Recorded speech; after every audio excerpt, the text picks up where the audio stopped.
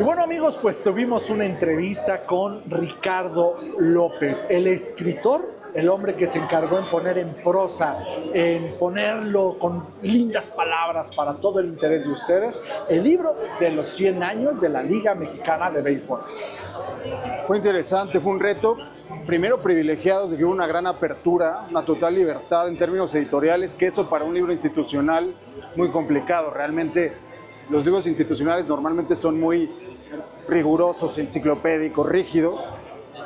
La encomienda era contar historias y a partir de eso lo configuramos, buscamos que fueran 5 bloques temáticos. Y para la parte histórica, que es fundamental, apelar a la memoria histórica de la Liga, entendimos desde el primer día que César González era la mejor persona posible, un historiador muy prestigiado, muy riguroso, de hemeroteca. Ahí lo integramos, digamos, a la narrativa del libro para que él supervisara específicamente esa parte, pero que también nos ayudara a contar desde otros lugares a la historia del béisbol, ¿no? Entonces, fue muy interesante trabajar en equipo y sí, como dices, un trabajo en equipo en el que obviamente nos apoyamos en las áreas de especialización de cada uno, ¿no? Con lo que cuentas me viene a la mente el libro de Irene Vallejo, El infinito en un junco, ¿no? Donde te hace un relato histórico, no tanto de académico, entretenido, por esa línea podríamos decir que va.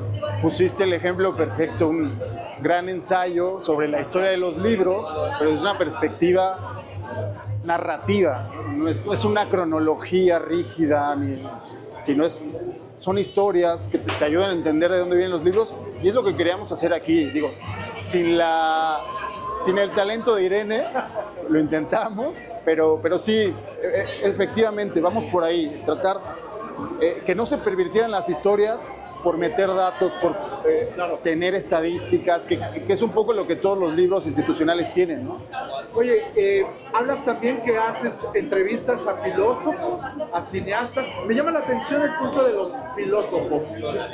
¿Sobre qué va esto? Porque muchos dicen que el béisbol es como el juego de la vida. Claro, recomiendo mucho esa sección, es la sección de cultura popular. Ahí están integrados, digamos, filósofos, poetas, escritores, editores, y hay muchas aproximaciones filosóficas de qué representa el béisbol en términos filosóficos, este duelo, la soledad del pitcher, esta idea del camino del héroe, el recorrer las bases es prácticamente el camino del héroe, ¿no? Partes desde un sitio y tienes que recorrer casi el camino de Ulises Entonces, nos aliamos con mucha gente del círculo intelectual académico para entender el béisbol desde otros lugares, ¿no? Voy a hacer una analogía. Yo sé que tú tienes un libro, El viaje romántico, me parece muy bien, ¿no? Donde es un libro que, de todos los viajes que has realizado, una mirada romántica sobre estas experiencias que has acumulado. Considero muchas veces que el béisbol es eso también, romanticismo. Sin embargo, tiene muchos números. Claro. Y por los números también se cobra, ¿no?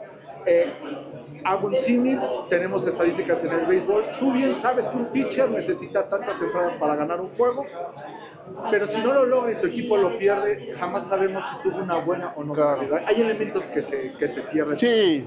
El béisbol, ¿qué sería más, intelectual o romántico? Yo creo que un poco de todo.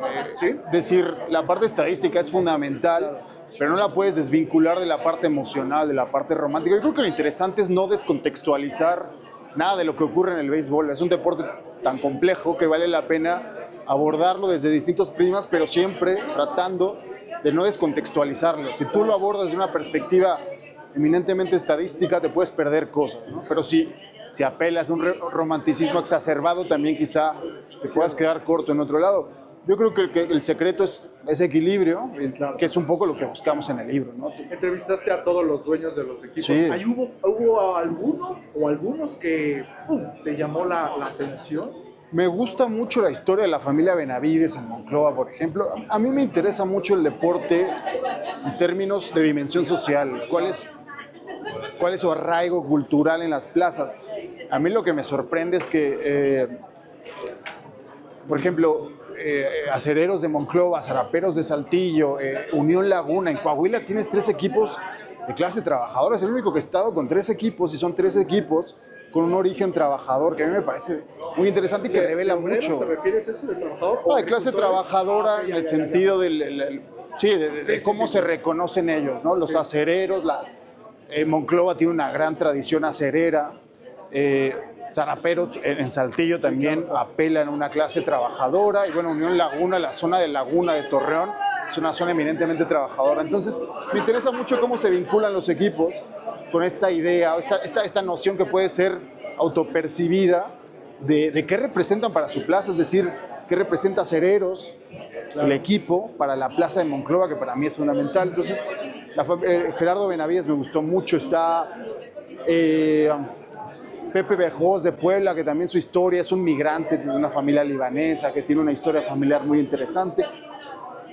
Con todos encontrábamos siempre cosas que contar, porque hay historias familiares, personales. De los equipos noveles, conspiradores, Caliente de Durán. Conspiradores, bien, también me llamaba mucho la atención, el propietario de Conspiradores, él me contaba que quería construir a los Conspiradores como el equipo de la clase media alta. Okay. Él tiene muy claro que su parque es parque de palcos. Sí. Es un parque de palcos, un parque para empresarios, para patrocinadores, y él tiene clarísimo que quiere ser el equipo de la clase media alta. Entonces, ese hecho, el de cómo se reconocen los dueños y cómo construyen la identidad, a mí me parece muy interesante, más allá, si tú estás de acuerdo o no con esos atributos que ellos persiguen, ¿no? Oye, el béisbol, como tú sabes, ha tenido un repunte en estos últimos años, ¿no? He podido cubrir béisbol durante los últimos 14 años y me ha tocado, obviamente, Ciudad de México, la diferencia marcada en los precios, en las entradas, de la comida. Ahora que mencionas esto de una clase 3, ¿crees que el béisbol está dejando de ser tal vez una clase baja como se acostumbraba? Claro. ¿Está subiendo en esto que te interesa a ti de lo sociológico, en este entorno social? Siempre el democratizarte puede ser peligroso. Hay una ligera perversión en expandirte siempre. Yo creo que lo peor que puede hacer el béisbol es aburguesarse. Para mí es un deporte muy vinculado a las clases trabajadoras. Yo creo que se tiene que mantener como eso, pero evidentemente no hay que ser ajeno a la época, a los tiempos que corren. Creo que los equipos se han adaptado bien. A mí me gustan más las plazas que defienden más esos valores tradicionales, que todavía se palpa mucho ese ambiente de béisbol, pero bueno, esa es una liga democrática y una liga que está avanzando, creo que en la dirección correcta.